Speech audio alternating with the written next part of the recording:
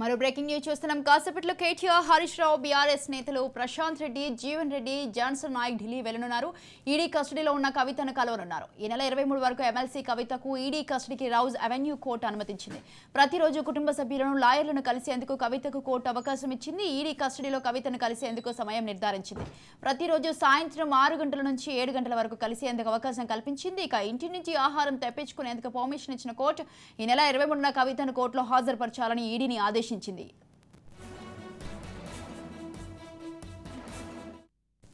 ఢిల్లీ మద్యం కేసులోని ప్రధాన కుట్రదారుల్లో BRS MLC కవిత ఒకరని, కీలక లబ్ధిదారుని, ఆమె కింగ్ పిన్ అని ఈడీ పేర్కొంది. ఈ వ్యవహారంలో ఆప్ నేతలకు 100 కోట్ల రూపాయల లంచం ఇవ్వడమే కాకుండా 192.8 కోట్ల రూపాయలను కవిత అక్రమంగా ఆర్జించినట్లు తెలిపింది. కవితను తమ కస్టడీకి ఇవ్వాలని కోరుతూ ఢిల్లీలోని రౌజ్ అవెన్యూ కోర్టులో దాఖలు చేసిన పిటిషన్లో ఎన్ఫోర్స్మెంట్ డైరెక్టరేట్ పలు విషయాలను వెల్లడించింది. సౌత్ గ్రూప్కు చెందిన కవిత, శరత్ రెడ్డి, మాగుంట శ్రీనివాసరెడ్డి, రాఘవ తదితరులు ఆప్ నేతలు కలిసి కుట్ర పన్నారని వివరించింది.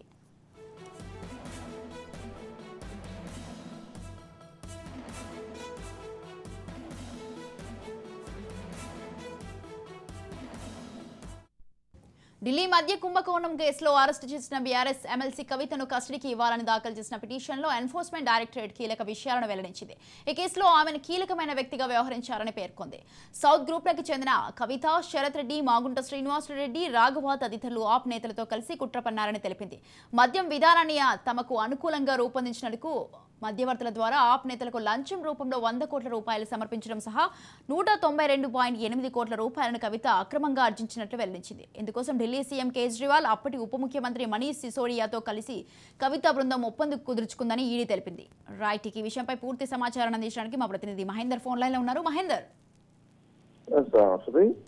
మొత్తం కవిత కేసులో మొన్న శుక్రవారం అరెస్ట్ అయినటువంటి కవిత నిన్న కోర్టు ముందు హాజరయ్యారు. తర్వాత విచారణ కూడా తను సహకరించకపోయినప్పటికీ పూర్తి విషయాలు అయితే కొన్ని దాటవేసినప్పటికీ కొన్నిటిని మాత్రం పూర్తిగా అంగీకరించింది తెలుస్తుంది.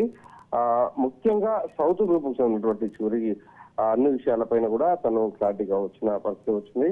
అయితే మొత్తానికైతే ఈడీ తను అది కస్టడీ తరలించి 23 వరకు ఏదైతే కస్టడీలో అయితే ఉంచాలని ఆదేశించిన కోర్టు ఆదేశాల మేరకు ఈడీ అధికారులను కస్టడీకి తీసుకున్నారు.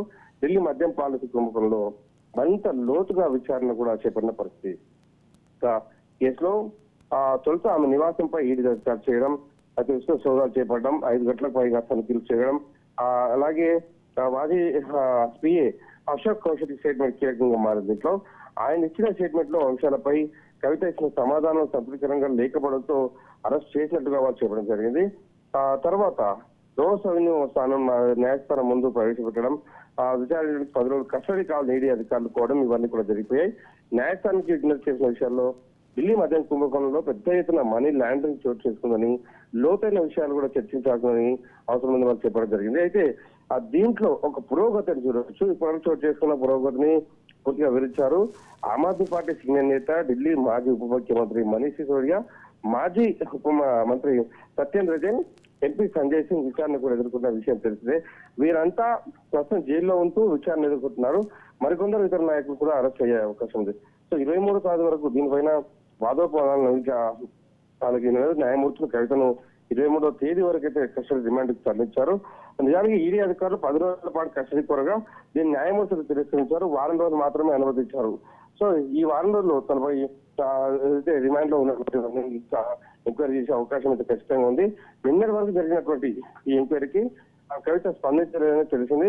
అలాగే దీనిపైన దీంట్లో ఇంకా లోతైన విషయాలు తెలియాలంటే కవిత భర్త కూడా, అలాగే పిఎల్ కూడా దీంట్లో హాజరు కావాల్సి ఉంది. వాళ్ళకు కూడా ఈడీ నోటీసులు జారీ చేసింది.